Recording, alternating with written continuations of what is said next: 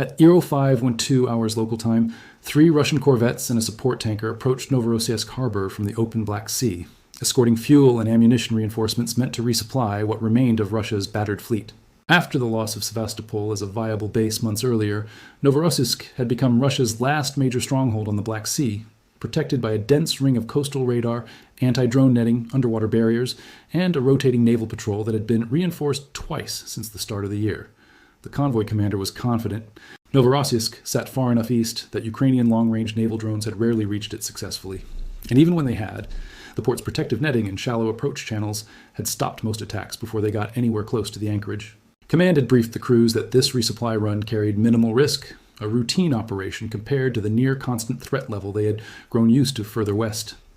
The tanker's captain, a merchant marine officer with 2 decades of experience on Black Sea routes long before the war began, had made this same run 11 times since being reassigned to military logistics support. Each trip had followed an almost identical rhythm.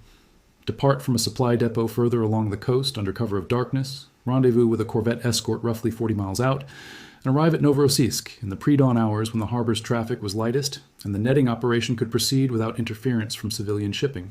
Tonight's run had begun no differently. Weather calm, escort in position, radio traffic routine. Nothing in the 11 previous trips had prepared his crew for what was about to happen in the final minutes of the 12th. The corvettes themselves carried a mixed crew, some veteran sailors who had served since before the full-scale invasion began, others, recent conscripts still adjusting to life aboard a warship. Morale among the escort crews had been reported as reasonably stable in recent weeks, buoyed in part by exactly the kind of reassurance command had given about Novorossiysk's relative safety compared to the increasingly dangerous waters further west near Sevastopol and the Kerch Strait. What the convoy did not know was that Ukraine had been watching this exact resupply route for 6 weeks, tracking patterns in escort timing, patrol rotation, and the narrow tidal window when the harbor's protective netting had to be partially opened to allow large vessels through. Naval intelligence analysts had built a detailed model of the port's defensive rhythm, not from a single dramatic breakthrough of insight, but from the slow accumulation of small observations. Which nights the patrol boats ran a tighter perimeter, which shift changes left brief gaps in radar coverage, and exactly how long the netting operators needed to fully open the barrier for a vessel the size of a corvette. Ukraine had not sent its drones toward the convoy yet. Instead, 3 unmanned surface vessels, Magura-class strike drones, had been sitting motionless 20 miles offshore for nearly 9 hours, engines off, drifting with minimal electronic signature, running on battery power alone to avoid any thermal signature from a combustion engine, waiting for exactly this moment. 2 additional drones, held even further back as a reserve wave, drifted separately more than 30 miles out, their role uncertain even to some of the operators controlling them until the mission's final phase began. As the convoy neared the harbor mouth, the netting operators began the slow process of opening the barrier, a 15-minute window that could not be avoided without stopping fleet resupply entirely. This 15-minute window was the target Ukraine had been waiting 6 weeks to exploit.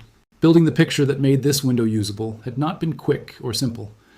Ukrainian naval intelligence had relied on a combination of sources over those 6 weeks: commercial satellite passes timed to catch the harbor at different hours of the day, intercepted low-level radio chatter between the netting control station and the harbor master's office, and, on 3 separate occasions, a single reconnaissance drone flown at extreme altitude and stealth configuration simply to photograph the netting barrier itself and measure, frame by frame, exactly how long it took to fully retract.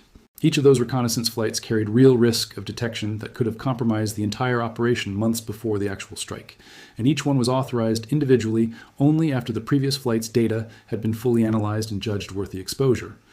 What emerged from all of it was a pattern more rigid than Russian commanders likely realized. Resupply convoys of this size arrived roughly every 9 to 11 days, almost always in the pre-dawn hours when visibility was lowest and crew fatigue from the overnight watch was highest. The netting was never opened more than the minimum required, but it was also never opened for less than 12 minutes. Since the mechanism itself, an aging system installed years before the war began, simply could not operate faster, no matter how urgent the situation. Above the entire operation, a single high-altitude reconnaissance UAV held position more than 15 miles offshore, well outside the harbor's active detection range, relaying real-time confirmation the moment the netting began its retraction sequence. It was this aircraft's signal, a short compressed burst lasting less than a second, that finally woke the 2 lead Magura drones from their 9-hour holding pattern and set the entire strike sequence into motion. The first obstacle was Novorossiysk's coastal radar network designed to detect surface threats out to 25 miles across open water. Ukraine's drones sat just below the radar horizon, their low profile and small radar cross-section reducing effective detection range to under 6 miles in calm seas. But the sea was not calm tonight. A light chop broke up their silhouette even further, scattering radar returns into background clutter that made a small surface drone nearly indistinguishable from a wave crest catching moonlight. At 4 miles, the lead drones began closing in, engines throttled to minimum, running at just 12 miles per hour to keep their wake small and their acoustic signature low enough to stay beneath what shore-based hydrophone arrays were tuned to detect. A Russian patrol boat stationed near the harbor entrance picked up a faint contact on thermal imaging, a small heat signature barely distinguishable from wave crests. The crew reported it as possible debris, floating wreckage, or a lost fishing buoy, common enough along this stretch of coast, and continued their patrol pattern, unaware that 2 more drones were approaching from a different bearing entirely, and that a second wave was still holding position far out at sea. At 2 miles, with the netting barrier still partially open to allow the convoy through, the lead Magura drone increased speed to 35 miles per hour, cutting hard toward the gap before it could close.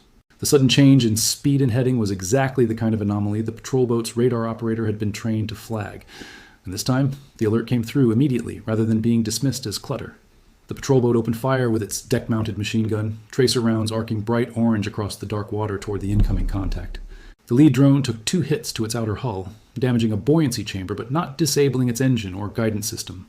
Water began seeping slowly into the damaged compartment, a problem that would matter eventually, but not before the drone's mission could be completed. It held course. The second and third drones split apart, one curving wide around the patrol boat's firing arc, staying just outside the effective range of the deck gun, the other slowing deliberately to draw fire away from the lead vessel, exactly the kind of sacrifice maneuver Ukrainian naval crews had rehearsed dozens of times in training exercises held in the calmer waters near Odessa months earlier. The patrol boat shifted fire toward the decoy drone, its gunner tracking the slower, more exposed target with growing confidence, several rounds now striking close enough to send small geysers of spray into the air around it. That shift in attention gave the lead vessel the final seconds it needed to slip through the still open netting gap and enter the inner harbor, now less than 400 yards from the anchored corvettes, and less than 600 yards from the fuel tanker that had just begun its final approach to the resupply berth. Inside the harbor, alarms began sounding, but naval defense systems designed primarily for aerial threats were slow to reorient toward a small, fast-moving surface contact already inside the protected zone. Radar operators accustomed to scanning the sky for incoming missiles or drones found themselves scrambling to adjust filters and thresholds meant for a completely different kind of target. At the harbor entrance, the patrol boat's captain, realizing too late that the decoy he had been firing at was never the primary threat, attempted to reposition and pursue the drones that had already slipped past him. His vessel, larger and less maneuverable in the narrow entrance channel, took nearly 90 seconds just to complete the turn, 90 seconds that proved decisive in the minutes that followed. A second, smaller response boat, normally stationed closer to the inner anchorage for exactly this kind of close-quarters emergency, did manage to get underway more quickly, its 2-man crew already awake and alert following the initial radio call. This boat represented the most immediate threat to the lead drone's continued approach, faster and more maneuverable than the larger patrol vessel, and its crew had trained specifically for intercepting small surface threats inside the harbor's confined waters. The response boat closed the distance rapidly, its bow wave cutting a sharp white line across the dark water, and for nearly 40 seconds, it appeared genuinely possible that this smaller, faster vessel might reach the lead Magura drone before it could complete its final approach to the anchored corvettes. The drone's onboard system detected the closing contact through its rear sensor array and made a calculated decision. Rather than attempting to outrun a faster pursuer, it cut sharply toward the shallowest part of the approach channel, a stretch of water barely deep enough for its own low draft, but almost certainly too shallow for the response boat to follow without risking running aground. The gamble worked. The response boat's helmsman, seeing the depth reading on his own instruments drop alarmingly fast, was forced to break off the pursuit and swing wide around the shallow patch, adding critical distance and time that the drone used to complete the final stretch toward its target essentially unopposed. Further out to sea, the second wave of Magura drones, the 2 held in reserve more than 30 miles offshore, had finally received their activation signal. A short, compressed data burst transmitted the moment the lead drone confirmed it had breached the netting gap. These 2 drones began their own approach run, not toward the harbor entrance, where attention was now fully focused, but along a wider arc toward a secondary, lightly monitored channel typically used only by smaller service vessels, a route Ukrainian planners had identified weeks earlier as the weakest point in the port's overall surface defense coverage. At 05:31 hours, the lead Magura drone struck the hull of the lead corvette below the waterline, its warhead detonating against the ship's engine compartment. The explosion tore a gash below the waterline, seawater rushing into the damaged compartment far faster than the vessel's pumps could manage, and within minutes the vessel began listing hard to port, taking on water at a rate that made any hope of controlled damage response increasingly unrealistic. The decoy drone, badly damaged from the earlier machine gun fire but still functional, used the chaos inside the harbor to close in on the fuel tanker, detonating against its hull near the midship section and igniting a fire that spread rapidly across the deck, fed by exposed fuel lines, forcing the crew to abandon ship within minutes as flames climbed the superstructure and thick black smoke rolled across the water toward the anchored fleet. The tanker's captain, the same officer who had made this run 11 times before without incident, gave the order to abandon ship less than 90 seconds after the explosion, recognizing immediately that with the vessel's own fuel cargo now feeding the fire, there was no realistic scenario in which the crew could remain aboard and survive. Lifeboats deployed on the side away from the flames, and most of the crew made it into the water successfully, though 2 sailors suffered burns attempting to release a jammed davit on the portside boat before finally abandoning it and jumping directly into the harbor. They were pulled from the water roughly 20 minutes later by the same response boat that had earlier broken off its pursuit of the lead Magura drone in the shallow channel, its crew shifting from offense to rescue the moment the tanker fire made clear that human lives were now the more urgent priority. By the time the fire aboard the tanker was finally brought under control nearly 3 hours later, using foam suppression brought in from a nearby commercial port facility, since the base's own reserves proved insufficient for a fire of this scale, the vessel's midship section had been almost entirely gutted, its cargo of fuel either burned away or drained into the harbor itself, creating a slick that environmental crews would spend the following week attempting to contain and clean up. The third drone, having circled wide around the patrol boat, reached the second corvette just as its crew was attempting to get underway and clear the harbor before the situation worsened further. The explosion struck near the stern, disabling the propulsion system and leaving the vessel dead in the water, a fixed target now for any follow-up strike. Its crew forced to fight the resulting engine room fire while the ship drifted slowly toward the harbor wall. While the primary engagement unfolded near the harbor entrance, the 2 reserve Magura drones had been running their own quiet approach for nearly 10 minutes, holding just under 8 miles per hour along a route that hugged the outer edge of a commercial shipping channel rarely patrolled, after the switch to heightened alert had pulled most available boats toward the main threat. Their onboard systems had been programmed weeks earlier with a specific behavior for this exact scenario: remain slow, remain low, and only accelerate once confirmation arrived that the primary force had successfully breached the main defensive line.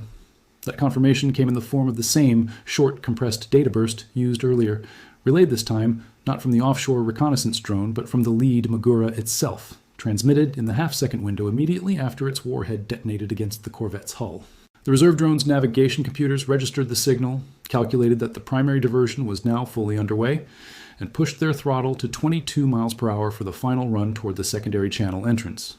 Meanwhile, the 2 reserve drones completed their wide approach through the lightly monitored secondary channel entirely undetected, arriving inside the harbor's inner anchorage nearly 4 minutes after the initial strikes, precisely when Russian defensive attention was fully consumed by the burning tanker and the sinking corvette. This second wave targeted the harbor's fuel pier directly, a fixed installation rather than a moving vessel, striking the pier's pumping station and rupturing a main supply line that fed directly from onshore storage tanks. The resulting fire at the pier itself became, within minutes, more dangerous than any of the vessel strikes that had preceded it, threatening to spread toward the onshore storage tanks less than 200 yards away. Within 11 minutes of the first explosion, 1 corvette was sinking, a fuel tanker was burning uncontrollably, a second corvette was disabled and adrift inside its own protected harbor, and the resupply pier itself was on fire with a direct fuel line rupture threatening the broader storage facility. Emergency crews now faced 4 simultaneous crises inside a harbor that, less than 15 minutes earlier, had been considered one of the safest anchorages remaining to the entire Black Sea fleet. Shore-based firefighting teams, already stretched thin responding to the tanker fire, had to make an immediate decision about whether to divert resources toward the pier fire, given its proximity to the larger fuel storage tanks. Diverting too many resources risked losing containment on the tanker, which was still drifting slowly with the current toward a cluster of smaller support vessels moored nearby. Committing everything to the tanker risked losing the pier and, with it, potentially the entire onshore fuel storage complex that supplied not just naval vessels, but much of the regional civilian fuel distribution as well.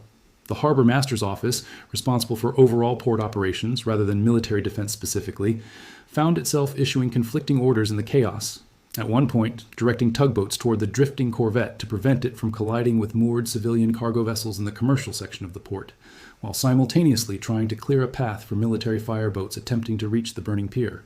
2 tugboats collided with each other in the confusion and thick smoke, adding a 5th minor incident to an already overwhelmed response effort, though thankfully without serious injury to either crew. Divers were eventually sent down to assess the sunk corvette's condition once the immediate fires had been brought under control, confirming what visual inspection from the surface had already suggested. The engine room breach was catastrophic, well beyond any possibility of refloating and repairing the vessel for continued service.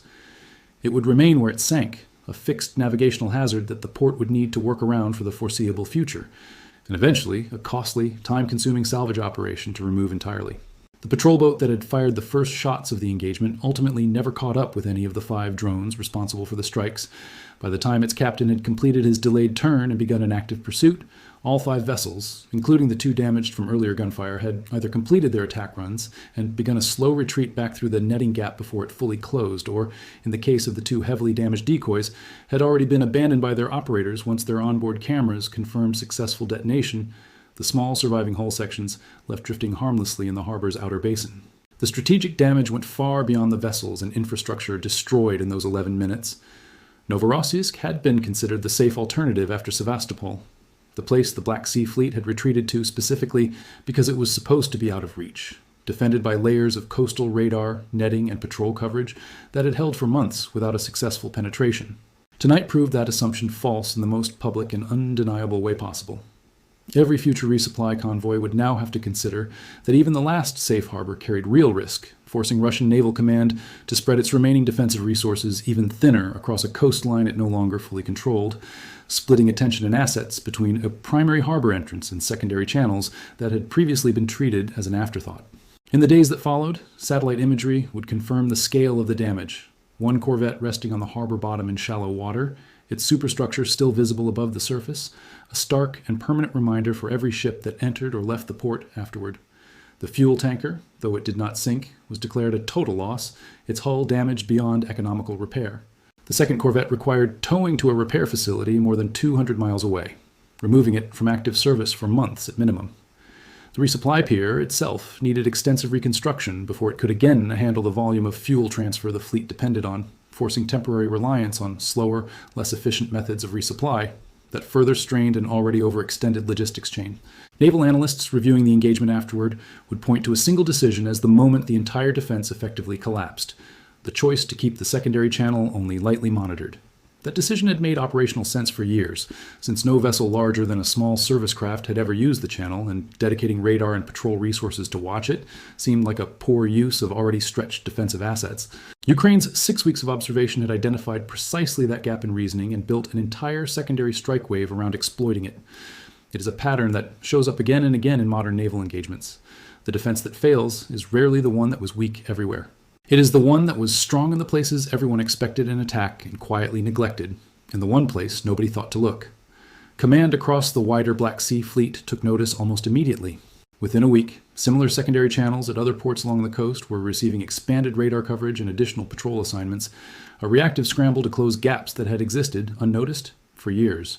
But expanding coverage everywhere simultaneously meant thinning it everywhere simultaneously as well, spreading an already limited pool of patrol boats, radar operators, and netting maintenance crews across a coastline far larger than what any single engagement could ever fully protect.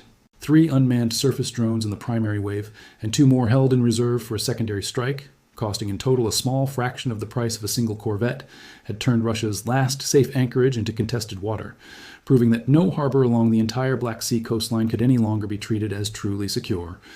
What do you think decided this ambush? The 6 weeks of pattern tracking before a single drone ever moved? The decoy sacrifice that pulled the patrol boat's fire away at the critical moment? Or the reserve wave held back for a secondary strike through the weekly monitored channel? Tell me in the comments. Goodbye.